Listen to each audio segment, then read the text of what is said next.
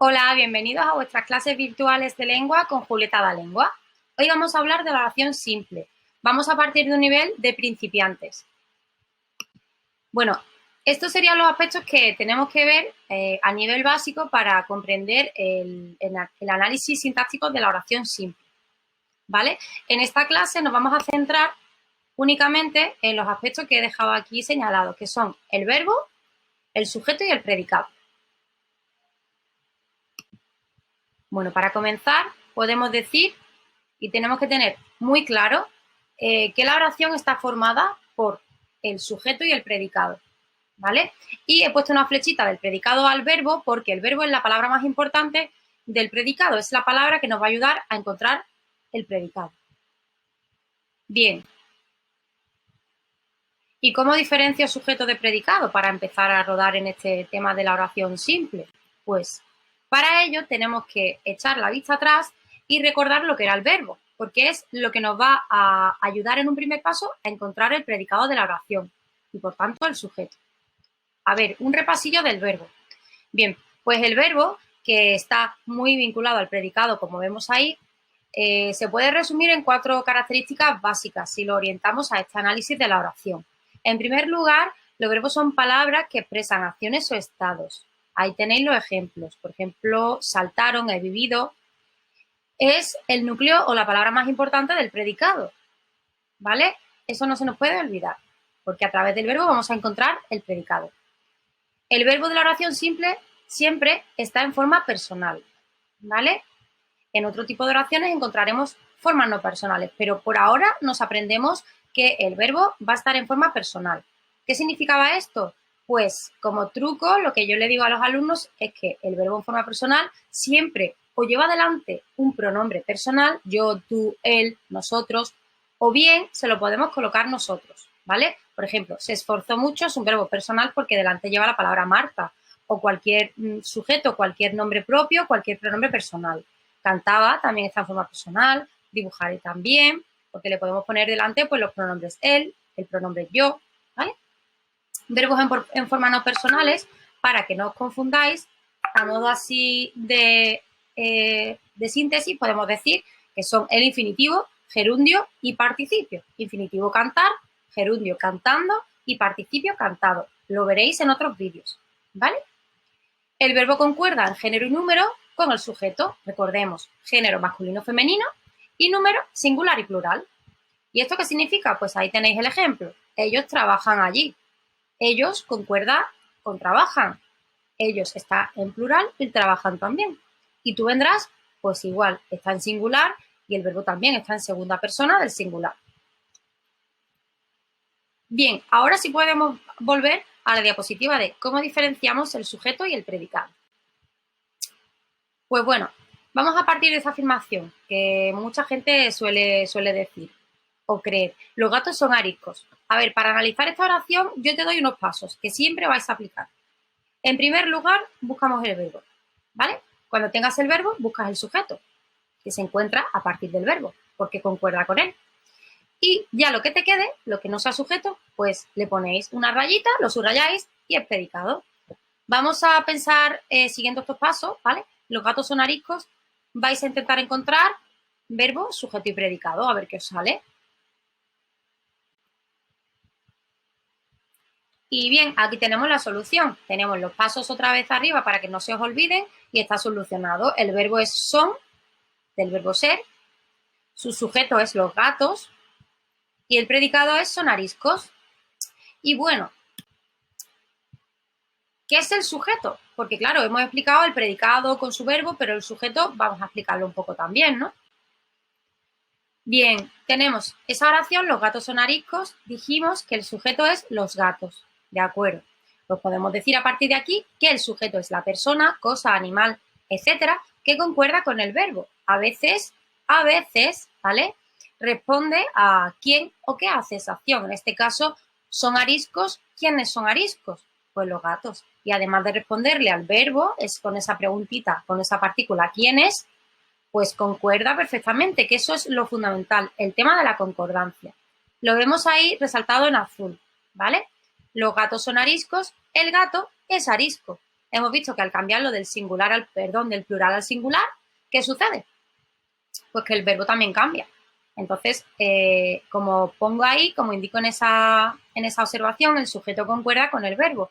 Es decir, cuando cambiamos el número del sujeto, el verbo tiene que cambiar y el truco es que si no cambia el verbo, pues no es sujeto lo que pensábamos que era sujeto. Ejemplos. Los alumnos estudiaban, el alumno estudiaba. Está claro que los alumnos es el sujeto y estudiaban es el predicado. Y si queremos comprobarlo con más certeza, pues vamos a cambiarle la concordancia. Los alumnos está en plural, lo voy a pasar al singular, ¿vale? Y el verbo ha cambiado también, el alumno estudiaba. Bien, vamos a practicar un poco. Señala el sujeto, el predicado y nada más. Venga, Isabel llegará un poco tarde, el día fue caluroso, mis padres vendrán a la reunión, etcétera. Dejamos unos minutitos para que lo hagáis y lo resolvemos. No os olvidéis de aplicar los pasos que hemos dicho, ¿vale? Soluciones. Pues ahí las tenemos. El verbo, vamos a hacer la primera a modo de ejemplo.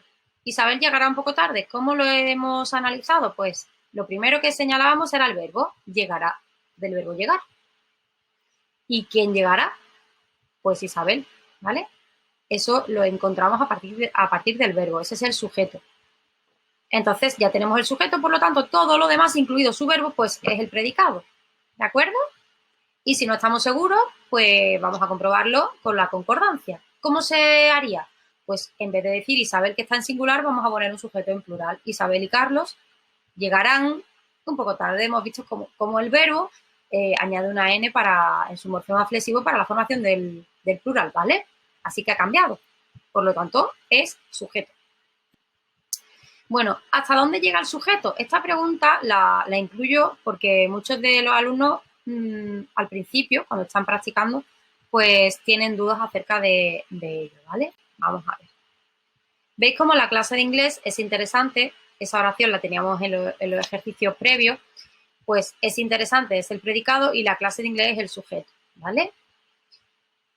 Fijaros cómo el sujeto puede cambiar. Lo he abreviado, lo he acortado. La clase es interesante, pues el sujeto ha pasado a ser la clase. Pero también puedo ampliarlo con extensiones de cualquier tipo. La clase de magia, la bonita clase, tu clase, la clase número 12, la clase de Ángela, etcétera. Podríamos decir un millón de cosas de la clase, todas las que quisiéramos. Y seguirían formando parte del sujeto, mientras que no introduzcamos ningún verbo, ¿vale? Entonces, lo he puesto en una nota amarillita. Todos los elementos, adjetivos, complementos que añadamos al núcleo del sujeto, que en este caso era clase, van siempre dentro del sujeto. Practiquemos. Recordemos los pasos. Ahí los tenéis. No podéis olvidaros, ¿vale? Porque si no, puede no resultaros el análisis correcto, ¿vale? Cuando ya tengáis más soltura, por supuesto, no hay que seguir los pasos a rajatabla, pero en principio es muy importante. Aquí tenemos las oraciones que tenéis que analizar para practicar, ¿vale? Con los pasos que hemos recordado. Ana no sabía nada, la tormenta se acercaba, vamos a hacer la primera. Ana no sabía nada, primero buscó el verbo, sabía, del verbo saber, es una forma personal. ¿Y quién no sabía nada? ¿Quién hace esa acción? Pues Ana. Entonces el sujeto sería Ana y el predicado no sabía nada. Y una pregunta, tengo dudas, ¿y si me estoy equivocando? Pues vamos a comprobar con la regla de la concordancia, con ese truquillo. En vez de Ana, vamos a ponerlo en plural. Ana y Juan no sabían nada. ¿Qué ha pasado con el verbo? Cambia. Entonces, corroboramos que es sujeto. Y bueno, ¿el sujeto no está siempre al principio? Bueno, a veces os surgen dudas porque ponemos ejercicio y el sujeto no está al principio, entonces todo se os viene abajo. Pues no pasa absolutamente nada. El sujeto no siempre aparece al principio. Mirad cómo se abrieron las puertas. En ese primer ejemplo yo he subrayado de verde todos los sujetos. El verbo es abrieron y el sujeto las puertas. Si fuera en singular, la puerta se abrió o se abrió la puerta, ¿vale? Concuerda el verbo con el sujeto. Por tanto, está claro que es sujeto, las puertas. Pero no está al principio, ¿no? Puede estar perfectamente al final. Podríamos decir las puertas se abrieron, sería la misma oración, que el sujeto estaría delante, o podemos decir se abrieron las puertas. El castellano tiene esa movilidad en la estructura de la oración, ¿vale? Así que el sujeto es totalmente flexible en la posición en muchos de los casos. Mirad la segunda oración. Ayer se fueron mis abuelos al pueblo. Mis abuelos está en medio de la oración y ese es el sujeto, ¿vale? Podríamos decir mis abuelos ayer se fueron al pueblo. Así que el sujeto es mis abuelos y en este caso está en medio, ¿vale? En medio del predicado. Ayer se fueron mis abuelos paternos. Absolutamente lo mismo, ahora hasta el final. Y además hemos añadido un complemento al sujeto. Ya no decimos mis abuelos, sino mis abuelos paternos, ¿vale? Le hemos añadido un adjetivo o un adyacente. ¿No me lo dijo Luisa? Pues otra vez, otra ocasión en la que el sujeto está al final. Luisa no me lo dijo, Luisa es el sujeto, porque Luisa fue la que dijo, ¿vale? Y vendrán mañana mis amigos, perdón, sus amigos. ¿Quiénes vendrán? Pues sus amigos, la acción la hacen o la van a hacer esos amigos, por tanto está al final. No tiene por qué estar al principio, como he puesto ahí resaltado con el marcador en verde, ¿vale? Bueno, y ya por último, otra cosilla importante que sale muchísimo en castellano es el sujeto omitido o elíptico. ¿Eso qué es? Bien, es lo mismo omitido que elíptico, ¿vale? Que esa duda os surge también mucho. Bien, vamos a ver esta oración. Ellos abrieron las puertas. ¿Veis cómo en verde está el sujeto ellos? De acuerdo. Pero ¿qué pasa si decimos en castellano abrieron las puertas?